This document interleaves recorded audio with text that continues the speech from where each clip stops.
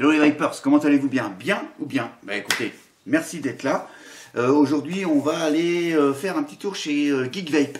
Geekvape, et je vais vous parler de l'Avocado 24 Bottom Airflow. Et ouais, encore un avocado. Pour tout vous dire, moi je suis un adepte de l'Avocado 22. En fait, c'est mon Atto all day. Donc voilà, je le compare à l'Avocado 24 et c'est pas comparable. Voilà. Ça vous place un petit peu? Ok. On est toujours sinon sur le même délire. On est sur un Atto Top Coil. Pour faire simple, on est sur un dripper avec un tank. Voilà, tout simplement. Et ici, avec une petite avancée par rapport aux autres avocados, c'est qu'on va avoir une entrée bottom coil, ce qui veut dire qu'on va avoir une entrée d'air par le dessous. Plutôt sympa et plutôt avec un bon ressenti pour ma part et un bon rendu des saveurs.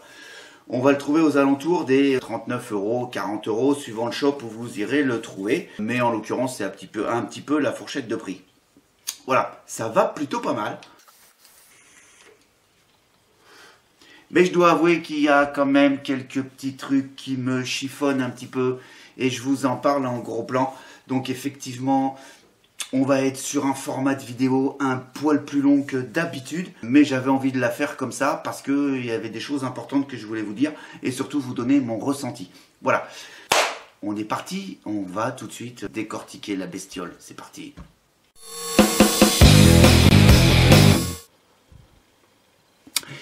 Et voilà, on se penche sur donc le packaging de l'Avocado 24 Bottom Airflow. Ok, hein. J'ai enlevé le capot du dessus, tout simplement parce qu'en fait, voilà, la boîte elle vous arrive comme ça, mais ça brille et ça sert à rien. Donc on a dans cette petite boîte en plastique, d'accord, tout simplement tout ce qu'il y a de marqué comme d'habitude. Ah, on voit ma tronche. Voilà, Avocado 24 Bottom Airflow, le petit blabla en anglais qui va bien. Le petit code barre qui est également ici obligatoire, Geekvape. Le scratch and check ici pour vérifier l'authenticité de votre produit, tout simplement en le grattant et en vérifiant sur le site de Geekvape. Le logo Geekvape et puis également les petits pictos obligatoires. Made in China, vous l'aurez bien compris, fabriqué à Shenzhen. Ok, voilà. Ensuite, ce qu'on trouve dans le packaging, ce qui nous intéresse le plus, donc ce petit Atto, l'Avocado. Ok. Alors un petit truc en anglais vite fait. Et puis on ouvre la boîte. Ce qu'on va trouver, c'est qu'on va trouver ce petit outil plutôt sympathique et plutôt pratique. Un petit trio en fait, hein, un embout cruciforme.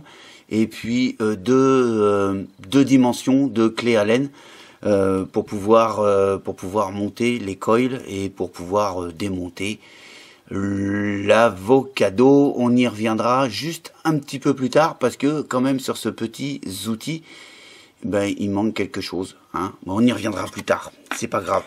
Ensuite, on a également un petit sachet de spare, ok. Plutôt complet, plutôt sympa. Vous allez pouvoir customiser votre Atto avec des couleurs de joints différents. On a les vis qui vont bien pour aller sur le deck. Il n'y a pas de souci. On a également ici, vous le voyez ou pas, ouais, si vous le voyez, un adaptateur pour pouvoir venir y poser le drip tip de votre choix. Un adaptateur 510, en fait. Hein, voilà, c'est plutôt sympa. Hein, plutôt un petit sachet de spare, je dirais complet. Quoique, on y reviendra aussi un peu plus tard. Je reviens beaucoup sur des trucs un peu plus tard. D'accord. On a un Pyrex de rechange. Super bien fini. Ok. Une épaisseur, rien à dire. Hein, standard. Aucun problème. Le petit truc sympa de chez Geekvape sur les avocados, c'est qu'on a toujours un obturateur pour pouvoir monter en single coil, en simple coil, j'entends par là. Donc ça, c'est plutôt sympa et c'est plutôt bienvenu. C'est en céramique avec une partie en silicone. On y reviendra aussi plus tard. Oh là là, ça va durer de plombes. Et puis, voilà. Voici, voilou, l'atomiseur. L'Avocado 24 Bottom Airflow. Ok, entendez par là une arrivée des airflow par le dessous qui va venir frapper directement les coils. C'est plutôt sympa. On se fait le tour vite fait, ok. On va voir ici donc un drip top fourni avec, ok, en Delrin, pas de souci.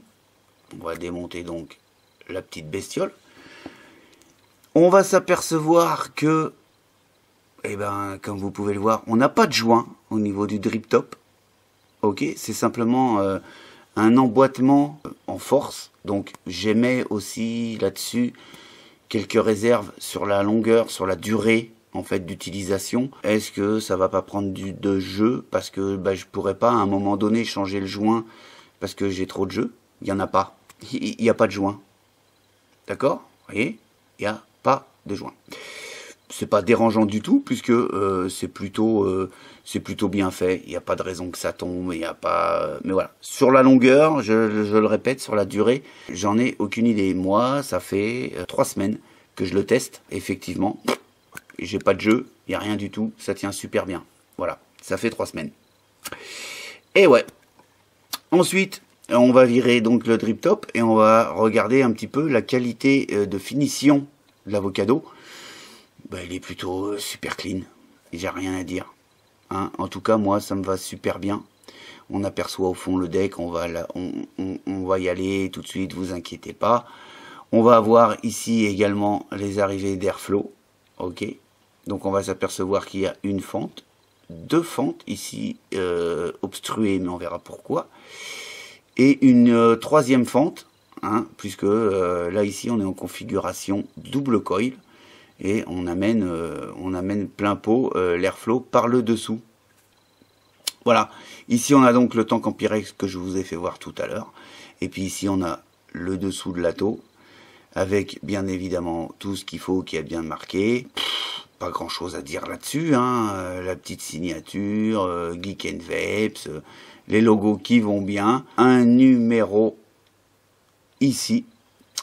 Ici, on va s'apercevoir qu'on a la connexion 510, bien évidemment, avec un pin réglable en plaqué or, hein, pour avoir une connectivité au top, en fait.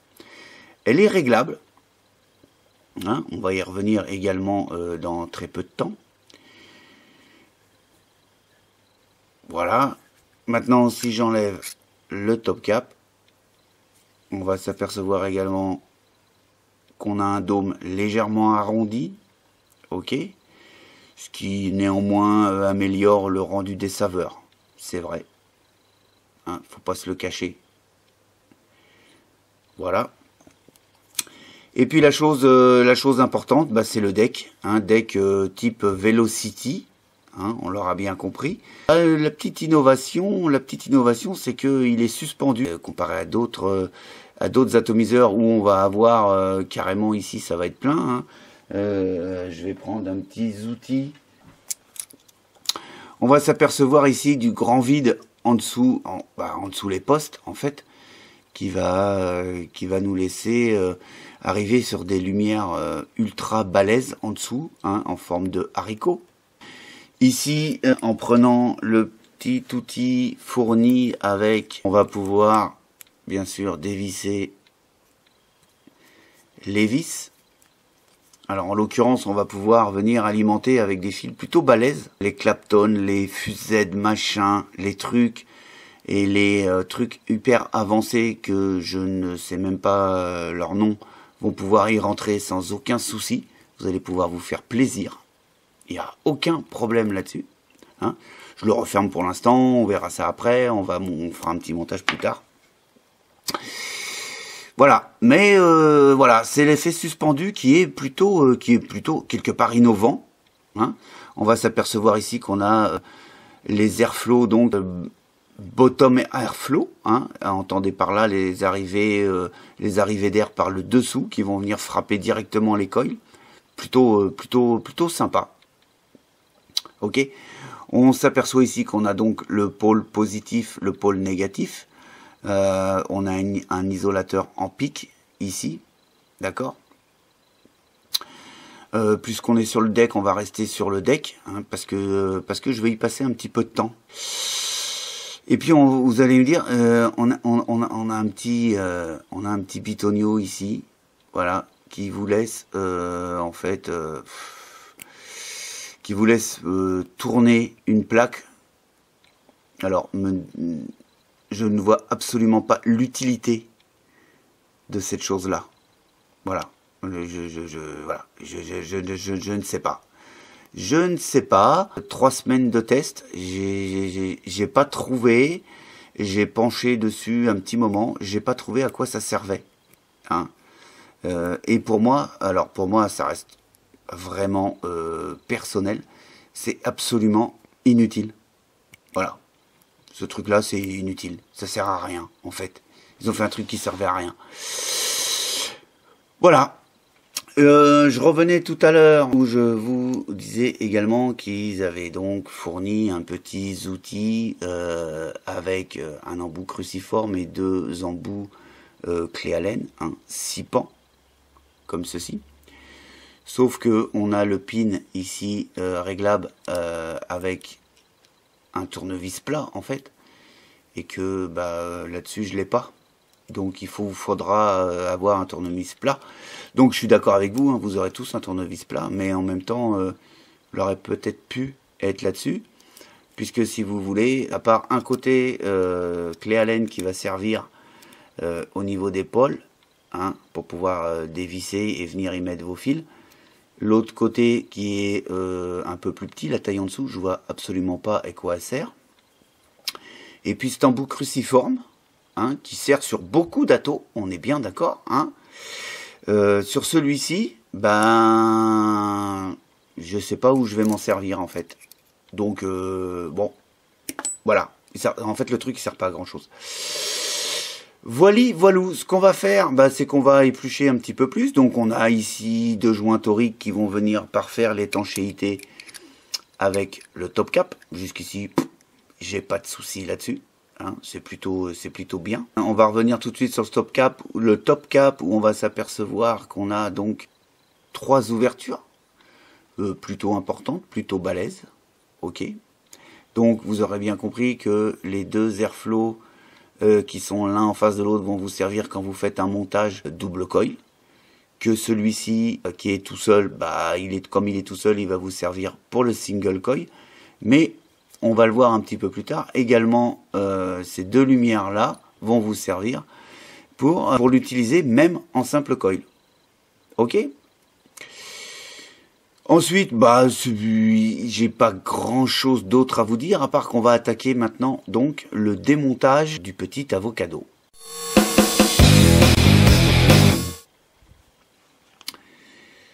Donc pour le démontage, il vous faut un outil qui n'est pas fourni dans le package. Donc un tournevis plat. On a ici un pin réglable, plaqué or. Donc on va pouvoir le régler, mais pas énormément en fait. Tout simplement parce que il y a pour moi pas mal de jeux au niveau du filetage. D'accord. On va pouvoir utiliser donc justement ce réglage-là sur des modes qui n'ont pas de pin de pin flottant, sauf bien évidemment le montage en hybride. On est d'accord sur du mode méca. Donc là, en toute sécurité, on pourra donc décaler la connexion du plus pour pouvoir alimenter l'avocado avec votre mode monté en hybride. Moi, j'aimais une petite remarque, et elle n'engage que moi, c'est que c'est super souple. On a un filetage avec un petit peu de jeu et on a un risque de perte si vous dévissez trop pour avoir une bonne sécurité du pin. Je sais pas si on va le voir ici à la vidéo.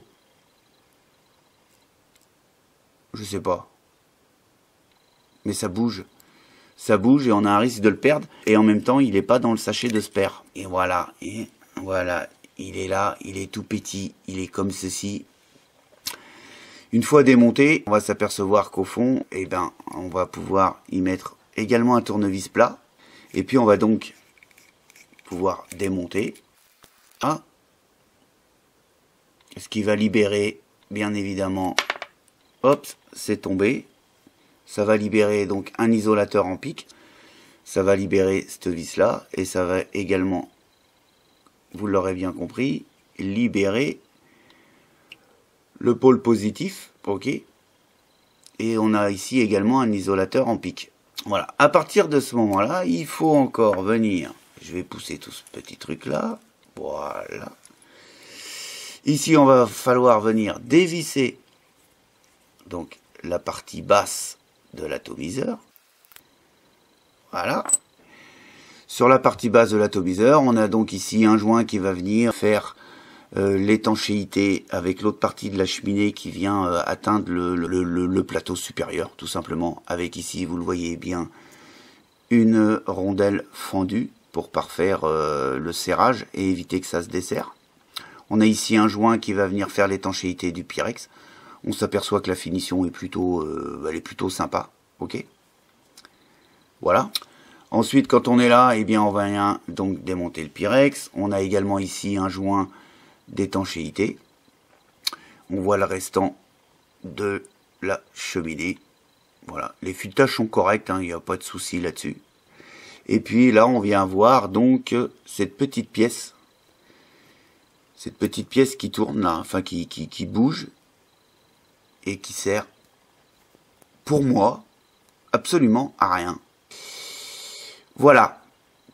Donc tout ça pour démonter le Pyrex. Donc une fois que vous aurez changé votre Pyrex au cas où vous l'auriez cassé, il faut venir remettre le pôle positif. On remet donc le Pyrex juste ici, il n'y a pas de souci. Venir revisser le bottom cap, on va l'appeler comme ça. D'accord. Venir remettre une vis pour venir resserrer le pôle positif. Hop. Alors c'est compliqué parce qu'il faut un tournevis plutôt relativement large. Hein. Le mien est plutôt large, mais pas assez. Bon, ok. Voilà, on a serré tout. Le pôle positif est serré. Il n'y a pas de souci. On est prêt. Et ensuite, il faut venir remettre le pin qui va donc faire la connexion avec votre mode ou votre accu si vous êtes monté en hybride. Donc là, hop, j'ai juste simplement oublié de mettre l'isolateur. Voilà, la complexité du truc, elle est là, c'est que j'ai oublié de mettre l'isolateur en pic. Donc la vis est descendue beaucoup trop bas et le montage il est tout simplement pas bon. Donc on démonte, ça dure un petit peu longtemps, hein, mais en même temps, l'atto, il est un petit peu long en même temps. Voilà. On vient remettre tout ça correctement. Hop. Et puis donc on vient remettre la dernière vis. Vous avez vu tout ce qu'il faut démonter pour changer un Pyrex. Ouais. Hop. On a beau être geek, plus c'est simple, mieux c'est quand même. Hein, voilà. Une fois vissé, ça dépasse comme il faut. Il n'y a aucun souci. Voilà, c'est remonté. Voilà un petit peu la présentation. Maintenant, je vais vous faire voir un petit peu le montage de l'obturateur single coil que je vous ai fait voir tout à l'heure, donc en céramique. Il est en deux parties. On a une partie silicone, une partie céramique. Moi, je le trouve absolument pas pratique du tout. Parce que, tout simplement parce que pour le mettre, il faut venir passer en dessous les postes, positifs et négatifs. D'accord? Alors, voilà, il faut y mettre, il faut y aller, hein, il faut y mettre les doigts. On rentre tout, là, ça bouge un petit peu, donc on va venir le recaler et on le met. Voilà. Voilà ce que ça donne si j'enlève le céramique. Ok. Donc, je vous refais la démon. Hein, je vous refais la démonstration parce que c'est hyper compliqué. Je ne sais pas pourquoi ils ont mis ces petits bouts là qui viennent se mettre en dessous les postes. Je ne comprends pas pourquoi. Il faut venir enquiller ça en dessous de chaque côté. Ensuite, l'appuyer pour bien le mettre. Et puis ensuite, on a donc la céramique qui vient se mettre sur le dessus. Vous l'aurez vu avec un trou ici, un trou en dessous. Hein, ça communique avec, avec cette petite entrée-là, qui communique elle-même également avec l'Airflow là. Ce qui fait que quand je vous parlais tout à l'heure, le top cap, que on avait 3 entrées, donc 2 pour le double coil, pas de souci, et 1 pour le single coil, mais qu'on pouvait se servir également double airflow, en fait, tout simplement, pour également le single coil, tout simplement parce que on peut garder l'alimentation du fait du trou ici qui vient se donner là, comme ceci, avec l'alimentation ici en direct du single coil que vous allez monter. C'est compliqué, hein, mais regardez la vidéo 2-3 fois, vous allez tout de suite comprendre. Voilou. Donc voilà, pareil, l'obturateur en céramique, il faut y mettre les doigts, il faut, et puis vous allez voir pour le remplissage, aussi bien en single qu'en double coil, c'est plutôt pas pratique. Voilà. Pourtant il a tout pour lui, ce Tato, hein. Il a un bon rendu de saveur, un bon rendu de vape, hein. Les aficionados des nuages de vapeur, il n'y a aucun souci. Ça va envoyer tout ce que vous voulez. Mais voilà, une conception qui me laisse, moi, qui me laisse sur ma faim, parce qu'on n'est pas sur le premier essai sur l'Avocado de chez Geek Vape. Et puis là, j'ai l'impression qu'on fait un petit retour en arrière, en fait, tout simplement. On va tout de suite continuer, on va se faire un petit montage vite fait, puis je vais vous faire voir la facilité et l'aisance de remplissage de cet Tato, qui moi me convient absolument pas, mais peut convenir à certains d'entre vous, je n'en doute absolument pas.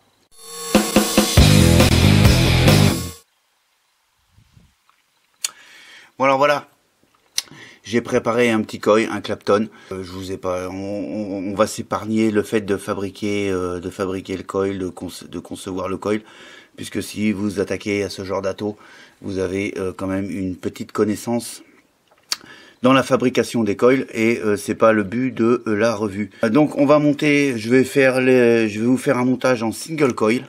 Hein, vous l'aurez compris, on peut également le monter donc en double coil, mais moi je vais tout simplement le monter en single coil. Donc j'ouvre le poste du bas ici sur le pôle négatif, ok, et je viens ouvrir à l'opposé sur le pôle positif. Hein, voilà, tac tac tac. Et puis ensuite, eh ben, je viens présenter et fixer le coil que j'ai fabriqué.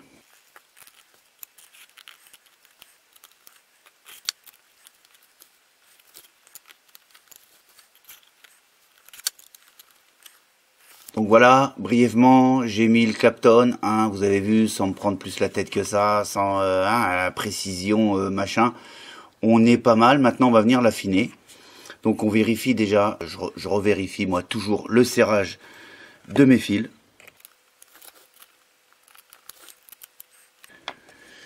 Voilà, surtout que sur du Clapton, hein, serrez bien, n'ayez pas peur de serrer, n'est pas la peine de prendre non plus une rallonge pour serrer, mais il faut bien serrer.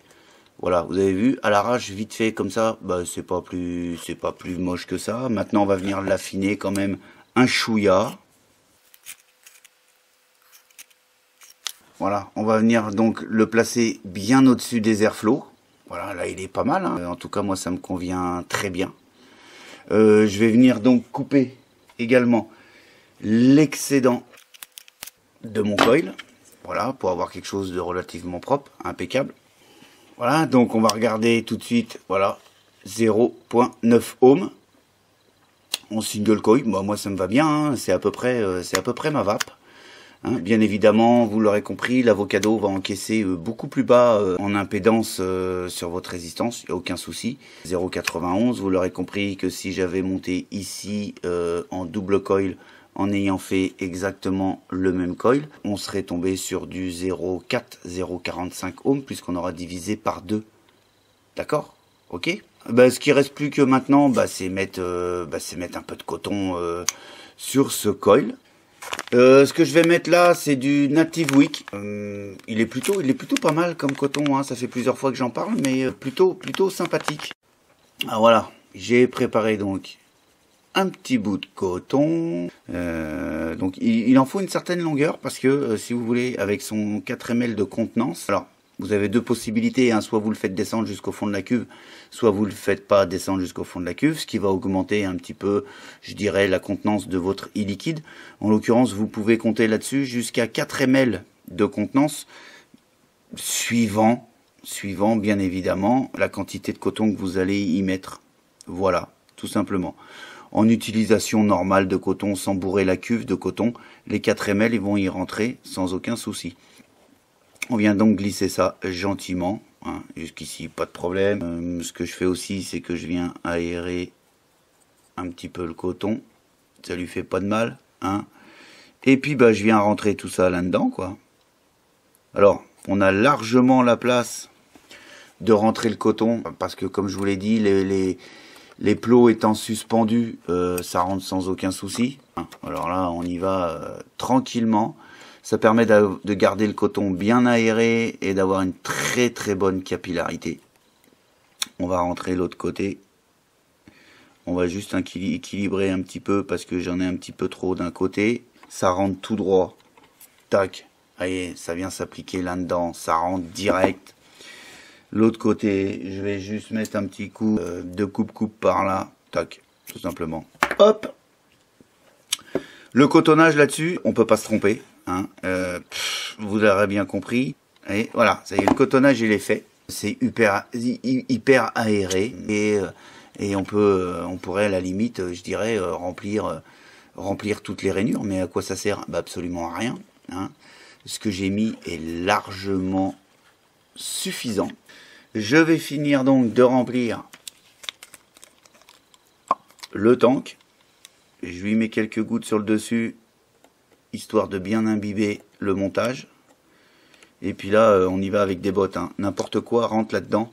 4 ml de liquide, j'apprécie. On va voir un petit peu ce que ça donne. Là, il me dit 0,98 ohms, aux alentours des 1 ohm. Ensuite, on va donc venir monter l'obturateur. Donc, on a donc cette petite partie en silicone, comme je vous le disais tout à l'heure, bah, qu'on est obligé d'y mettre les doigts pour pouvoir la rentrer, parce que en fait, on passe en dessous l'épaule. Ouais, c'est mal fait, c'est mal foutu. Voilà. Et une fois que c'est posé, c'est nickel. On vient y mettre l'obturateur qui fait également office de réducteur de chambre, ce qui fait qu'en single coil on a un super rendu de saveur. Également en double coil, hein, le rendu de saveur est pas dramatique, mais je le préfère en single coil. Ça n'engage que moi, puisque je suis plus à la recherche des saveurs qu'au volume de vapeur. Voilà. J'humidifie encore un petit peu tout ça, comme ça, juste par sécurité, je sais pas, par habitude sûrement. Voilà. Voilà, on est plutôt bien. Donc, je vous disais aussi également tout à l'heure, au niveau du top coil, du top cap, qu'on avait donc 3 ouvertures, ici, l'une en face de l'autre pour le double coil, vous l'aurez bien compris, pour alimenter le double coil, et cette petite ouverture qui venait alimenter le single coil. Soit vous optez pour utiliser cette fente toute seule avec rien en face, et là vous allez avoir uniquement l'airflow qui va arriver par le dessous, hein, ici au niveau de votre coil. Soit vous optez pour vous servir des 2 rainures, et vous allez donc avoir une arrivée d'air par le dessous du coil sans aucun souci, et vous allez avoir une arrivée d'air par le côté, par le biais de la petite pièce en céramique qui vient juste ici au-dessus. Et comme on a un trou au niveau de la céramique, voilà, en dessous, donc ça vient faire le passage d'air. Donc moi, je me mets toujours en arrivée d'air double, c'est-à-dire que je me sers, pas comme j'ai fait là, mais comme je vais faire là. Je me sers d'une arrivée d'air ici, de l'arrivée d'air ici. Et c'est là que j'ai le meilleur rendu des saveurs à mon goût personnel. Voilà. Ensuite, on vient donc y remettre le drip tip ou le drip top comme vous voulez. Moi, j'appelle ça un drip top parce qu'on a une ouverture juste phénoménale. hein, avec bien sûr, je le rappelle, un adaptateur où vous pourrez y monter le drip tip de votre choix. On a un adaptateur 510 dans le sachet de spare. Ce qu'on va faire maintenant, c'est qu'on va voir un petit peu ce que ça donne et puis je vais vous donner mes conclusions sur ce petit Avocado 24 Bottom Airflow.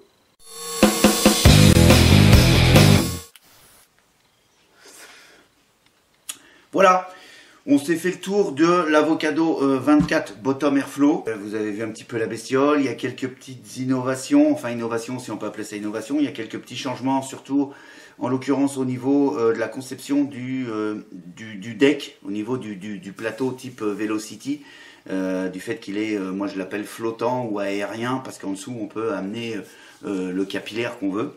Comme je vous l'ai dit, je comprends pas bien cet effet de petits trucs que tu bouges pour faire je sais pas quoi.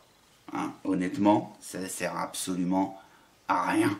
L'obturateur single coil, vous avez vu, honnêtement, il n'est pas pratique. Il est efficace. Là-dessus, l'efficacité, il n'y a pas de souci, mais il est absolument pas pratique du fait qu'il faut rentrer ces deux petites pattes en silicone là en dessous le deck. Je sais pas si on voit bien. Non, on voit pas bien. Hein. Voilà. Moi, je trouve que ça sert absolument à rien. Qu'est-ce que je pourrais vous dire d'autre? J'ai pas de fuite, j'ai que dalle. En même temps, on est sur un top coil. Donc, comment vous voulez avoir des fuites sur un top coil? Ça me paraît relativement compliqué. On a le cotonnage qui se fait, allez, je dirais presque les yeux fermés, même si c'est pas le cas. Mais en tout cas, on peut y aller sans se préoccuper du dosage du coton. Moi, je kiffe les top coils pour ça. Tout simplement, un top coil, pour moi, perso, c'est un drip tip avec un réservoir de juice, ce qui est plutôt sympa. Ça évite de dripper toutes les 2 minutes quand on vape à des wattages un peu importants. Là, en l'occurrence, moi, comme je vous l'ai dit, je suis à 0,90 ohms, 0,98 ohms, voilà, pour être précis, parce qu'il faut être précis. Je suis à 26 watts, hein, voilà, comme ça, en toute transparence. Et puis, voilà un petit peu ce que ça donne.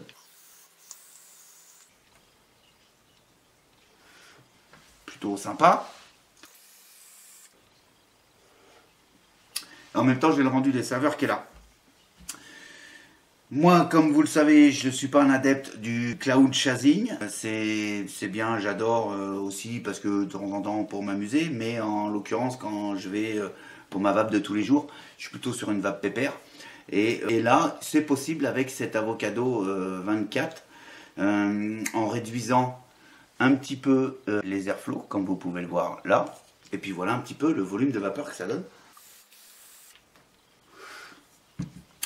On est vu bien évidemment sur une vape directe et uniquement directe, même si on ferme l'airflow, on est quasiment obligé de faire de la vape directe, sinon on a une chaleur qui se dégage qui est phénoménale et on a une vape hyper chaude qui n'est pas du tout agréable parce qu'on va venir faire chauffer en fait le haut du top cap. Voilà, là j'ai réduit très légèrement, ou plutôt pas mal même, l'airflow. On peut faire de la vape indirecte, mais c'est pas le but de cet atto. Bien évidemment, c'est absolument pas un atto pour des vapoteurs débutants en même temps.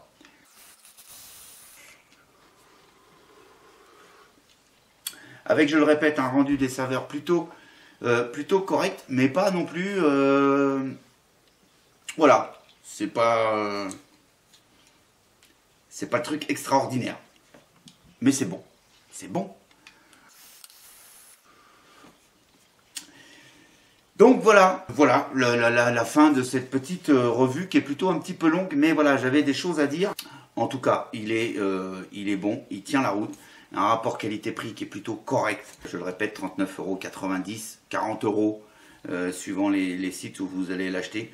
Ma foi, c'est bien. Il n'y a rien de révolutionnaire sur cet atto, mis à part l'arrivée des airflows par le dessous. Je lui ai mis une note de 4 au sein du vapelier, je le répète, 4 sur 5. Hein. C'est plutôt une très bonne note. Mais je pouvais très honnêtement pas lui mettre plus parce qu'il n'apporte rien de nouveau, absolument rien de nouveau par rapport à ses prédécesseurs en fait.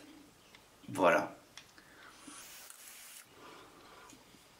Voilà, rien de méchant pour moi sur cet avocado 24 Bottom Airflow, je le répète, hein, moi il me va bien. Et il fait son taf, mais sans plus. Voilà. Sur ce, je vous souhaite une excellente journée et une excellente soirée, bien évidemment. Quant à moi, je vous donne rendez-vous pour d'autres aventures de la vape, incessamment sous peu, bien évidemment, vous me connaissez. Puis voilà, hein. Puis c'est tout, j'ai juste ça à vous dire. Allez, ciao, ciao.